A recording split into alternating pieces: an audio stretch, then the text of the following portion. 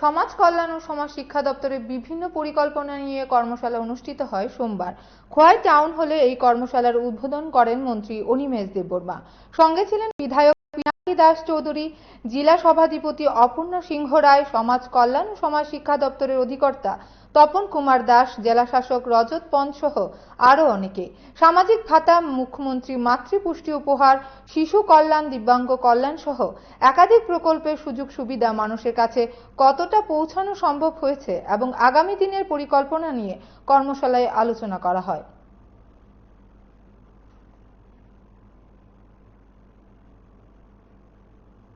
সমাজ শিক্ষা এবং সমাজ কল্যাণ দপ্তরের মাধ্যমে বিভিন্ন যে স্কিম আছে, social welfare, social education department, মুখ্যমন্ত্রীর যোজনায় অনেক প্রধানমন্ত্রী যোজনায়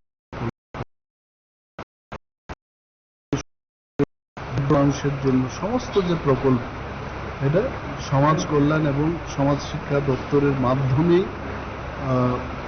ইমপ্লিমেন্ট হয়। এই স্কিমগুলো যদি যারা এই স্কিমকে নিয়ে কাজ করছেন তারা যদি না জানে, জনপ্রতিনিধিরা যারা পঞ্চায়েতি রাজ ইনস্টিটিউশনে কাজ করছেন তারা যদি না জানে, how they will motivate the people এবং মানুষকে কিভাবে সেই সুযোগ পাইয়ে দেবে, এটাই আজকের অনুষ্ঠানের মূল শীর্ষ।